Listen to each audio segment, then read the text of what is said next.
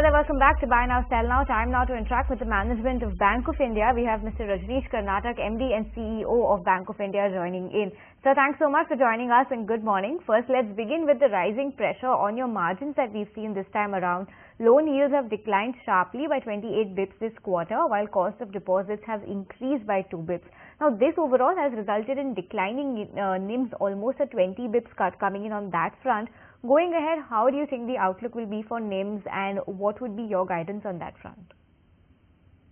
So as regards our NIMs are concerned, yes, our NIMs have gone down. We are at 2.82. However, if you see the domestic NIM, we have a very healthy domestic NIM at 3.10%. So the decline in NIM is basically because of the reduction in the yield on advances which has happened. Though the yield on advances, if you see, is at around 8.46% for us, and the cost of deposit is at around 4.70% for us, and there is a healthy gap of more than 3%, in fact 3.4% for us. So going forward, we feel that if there is further reduction in rate of interest by the RBI on repo side, definitely there will be some more pressure on the NIMs by at least 15 to 20 basis points if the repo comes down by 50 basis points. That is what we are anticipating. However, we are making all efforts to protect our NIMs in the coming financial year 26 by way of improving our MCLR advances, number one, and also number two, by reducing the cost of deposits by more of CASA deposits and more of retail term deposits. Good morning, Mr. Karnatak. This is Shailu also joining in the conversation. Earlier, you had actually mentioned that the bank can achieve deposit growth of about 13 to 14%. If you look at the year that we've ended as FY25 with about 11% growth with decline in the CASA, the commentary from other banks, if you see, they suggest that there will be some pressure on CASA deposits. What's your actual read-through on all of that? How should we read it, especially when we talk about Bank of India? Any guidance you can help us with? Yeah, so if you see, it's a correlation. Deposit and advances are a correlation to each other. So we have grown our overall advances at around 13 to 14%, and deposits we have grown at around 11 to 12% on a global basis. CD ratio we have pegged at around 81%, and the current account CASA ratio is at around 40%. So if you see our CASA percentage, 40% is a healthy number, though as you rightly said, we have come down. There is some pressure on the CASA, but we have put in a lot of strategies in order to increase the CASA. This year also, if you see, there has been an incremental growth of CASA of around 10,000 crores on a YOY basis from 2,69,000 crores to 2,80,000 crores. This year also what we have done is we have already opened 211 branches. FY26 will be opening around 200 branches. We have already identified 1,000 branches, which will be HNI branches where the customers will be qualified as a HNI if they have a quarterly average balance of 5 lakh and above. So a lot of strategies have been put in place, like revamping of the products, putting in new products, revamping of our analytics department, digital onboarding of the customers, our CEBB department through which we give the customer service, and all these kinds of things will help us improve not only the CASA but also the retail term deposits of the bank, thereby further reducing the cost of deposits for us and thereby improving the NIM. Okay, and moving on, let's also talk about your operating profit growth this quarter. We understand that high recoveries have supported your PPOP this quarter. Help us understand if there was any one-off that you've seen in the quarter gone by, and also help us understand how will non-interest income shape up from here on.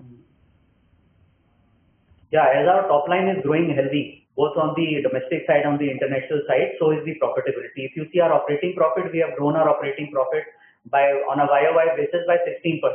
And if you see the net profit, we have grown the net profit by around 45%. So if you see the trajectory of the Bank of India net profit from 2,000 crore plus in FY22, we have grown to 3,000 crore plus in FY23, then 4,000 crore plus in FY24, and now 9,000 crore plus in FY25.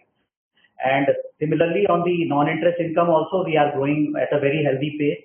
And this time the non-interest income is also because of the good recovery we had in the return of accounts recovery which was there, and also from the treasury income wherein we nearly 3 times the treasury income was there for us, wherein we had built up a good portfolio in the treasury income when the rate of interest was higher, and when the rate of interest came down, we were able to book some good rates, the profitability on that side also.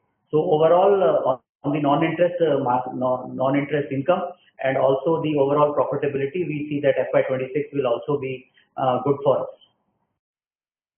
Right. If you look at your loan growth, it was strong for the RAM segment. And when I talk about RAM segment, I mean the retail, agri and micro and the MSME segment. But just 10% if you look at it is in corporates. Do you think that the corporate loan will continue to remain in this 10% range? Also, what's your overall guidance when you talk about loan book growth going ahead for Bank of India? So if you see our business mix 6,66,000 crore book, you will see that around 12% of the book is international book and 88% is domestic. Within that, around 57% of the book is the RAM book and the remaining 43% is the corporate credit book. Further into that, if you see the credit growth has been at around 9.5%. Let me clarify there that there have been quite a few transactions which we have left where the margins were quite thin and we wanted to protect our margins. And normally, typically what is happening in the market presently is that the AAA and AA corporates are looking for repo rate advances where the margins are even going down. So as a conscious decision, we let go of some of the transactions. However, let me put on record that as on date when we speak, we have a corporate book pipeline of nearly 60,000 crores, which is more than 11% of our global book. And if I tell you about the sanctions that we have conveyed in the corporate book in FY25, they have been more than 110,000 crores. So we have a very healthy corporate book. As regards the growth in the corporate book is concerned, we will continue to target a double-digit growth in the corporate book this year itself. Okay, and Mr. Karnatak, let's talk about your slippages. This quarter, your slippages have gone up sharply on a sequential basis, specifically in agri and MSME segments. Last quarter, you had mentioned 97% collection efficiency helped your slippages. Can you explain what happened this quarter, what weighed on the slippages this time, and how should one factor in the slippages growth going ahead? Yeah, so if you see our slippages, which is there in our presentation also, majority of this slippage has come in the MSME and agriculture segment. In the agriculture segment, there was some tweaking by the HLBCs in the state, because of which there was change in the IRAC guidelines in agriculture in some of the state agriculture portfolio, because of which there has been some slippage. However, if you see the overall numbers in the slippage, last year we had a slippage of around 7,500 crores in FY24. This year also the slippage is flat at around 7,500 crores. And out of that, there was one single account of a PSU of around 1,000 crores. Had that not been our slippage, for other than that is only 6,500 crores. So that way we were able to maintain our slippages. Further, I would like to tell over here, it is part of the presentation also that our SMA book above 5 crores, which we have declared, is now only 4,900 crores. And that is 0.92% of the standard book only. So we have improved from 7,100 crore of SMA to now 4,900 crores of SMA book only for the 5 crore and above number. So asset quality is good, definitely, and we are sure that the slippage in this financial year FY26 will be much lower than the slippage which happened in this financial year.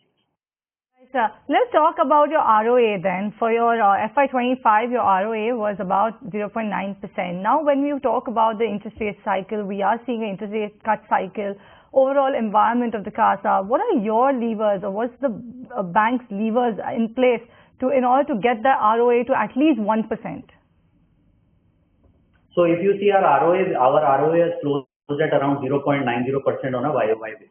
And there is an improvement of nearly 20 basis points on our ROA. From 0.70, we have improved to 0.90 as on March 25. However, if you see the quarterly number, it is at a very healthy number of 0.98. And we are touching to that number on a quarterly basis, that 1% number. There will be some stress on the ROA because of the pressure on the NIMs and the net interest income. However, we have a very clear strategy of improving our non-interest income, number one, and number two, recovery. So we will be focusing on recoveries. If you see our recovery pattern over the last 2-3 years, in this year we have done a total gross cash recovery of nearly 9,500 crores, which has contributed to the bottom line. We are also targeting a very healthy recovery, gross cash recovery, maybe at around 10 to 11,000 crore of gross cash recovery for the bank, which will help us improving the ROA. And obviously, as I said before, not to repeat that, we will be also controlling our cash slippages, which will also help in improving the ROA numbers. Okay, Mr. Karnatak, thanks so much for joining us and breaking down your Q4 numbers and also giving us a sense of what to expect in the quarters to come. On that note, we'll let you go. That stock doing well, up about 4%, but on that note, we'll slip into a very short break and be right back on the other side.